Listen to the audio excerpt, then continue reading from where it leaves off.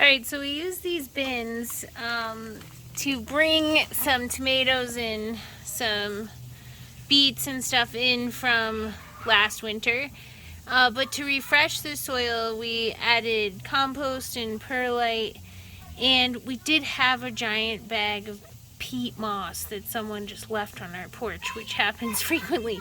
We added that too, although you know that I do not favor the use of peat moss in potting soil. We're just trying to use something we already have. And these are like clay pellets that you use in hydroponic supply, and that's just all recycled. Just shows we haven't used these in years, but it's still in our soil. And so now what we did was we took these trays that we saved from last year and we put them in this big bin, and you just kind of pour the soil over top and you rub it in.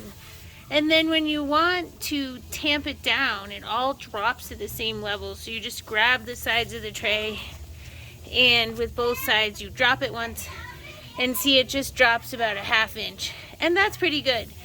You want there to be an ability to catch water. And then we're also catching water down here with bottom trays. And these are actually cells that don't have bottoms, so you know they'll come out. There might, when we take them out, there might be roots down in here too. But we like this one because see how deep it is? It's like 3 inches deep.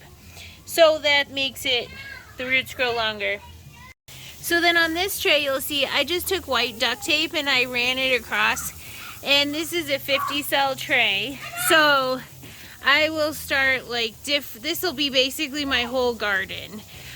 Started, and I'll do 5 each of different varieties. Then I'll move up into a setup like this, which again just recycled from last year. And see, these are in trays where it grabs the bottom. Save those. That makes it a lot more stable. So from the 50 cell tray, it will come into here. That will be the next step. And then depending on how fast things are growing, they might go into these 4-inch pots, which I can queue up into these trays, which I saved from last year. And then these round ones are kind of nice to start like herbs, you know, something you're going to sprinkle across the top, but you don't need to put like a couple of cells or a couple of seeds in each cell. You're just going to broadcast it. So it could be the start of lettuce or basil or basically any herbs. And that's what these round pots are good for. And I think I have some round pot grabbers too. They're up here somewhere. See, I just try to save it all. Just be organized. I just organize it once at the end of the season. And having the bottom trays that hold on to the pots makes it a lot more stable. Alright, one more thing I keep around. Here's the germination chambers. Now, these things work like gangbusters. And look, I left mine out in the sun and they're a little yellowed. But that doesn't matter because germinating plants don't need sun, they need heat. So using this kind of chamber just keeps it moist and warm in there. But I'm not going to keep the chamber on for long, i.e. the plant's not going to be trying to photosynthesize through this plastic. But you can do this with like saran wrap and other things. You can use bottles like soda bottles and retain the top. But having some sort of dome, much like our atmosphere, to hold moisture and heat is very helpful for speeding up the germination. Alright, so now let's continue our conversation about planting. I like to take a pen and put duct tape on it and make a little marker on it so I know 1/4 inch, 1/2 inch, 3/4 inch, inch depth. So when I read the seed packet and it tells me what the planting depth is, I can use this to make the hole. So here I'm going to plant some chard, and it says the planting depth is 1/4 of an inch. And so I am going to use my handy dandy tool to make these holes.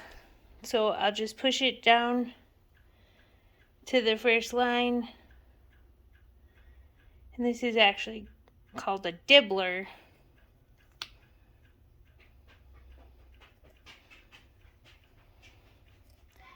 And then when it goes time to cover it, I'm just going to take my fingers after I put the seeds in here and just go like that. Just close it up. So far I have been planting seeds of leafy vegetables. And these all wanted to be planted by either just the basil wants to be pressed onto the surface, or it's a 1/2 inch to a 1/4 inch for all of these species. But now let's think about the peas. So the peas are really large seeds. So this is the first one where I'm going to plant it a 1.5 inch down. And without any measurements, or if someone just hands you seed from their garden, you can basically just approximate the depth based on the seed size. If the seed is really small, the seed should be somewhere very close to the surface. If the larger the seed is, the farther down it can be. So I just gently poured water in each cell, and these are pretty wet, but I do not expect to water it again because once I put the dome on, the moisture balance should stabilize. It shouldn't really dry out. It should just stay wet like that. And, you know, I just poured it on, so the soil looks pretty wet, but as the water percolates down through the soil, you know, it will just be moist. And now I'm going to put this in my kitchen window and talk to you in a couple days. All right, so that was my afternoon, and here's 50 plant starts in each container, 100 plant starts. I realistically don't have the space in my giant garden to grow these out, but some won't make it. I'll give some away, but just keep in mind that this is a lot. This grows up to be a lot of space. So just be wise. Don't start too many plants and then feel like you have nowhere to put them. We've been doing that for years. So we expect this 100 plants to basically be the stock for our garden.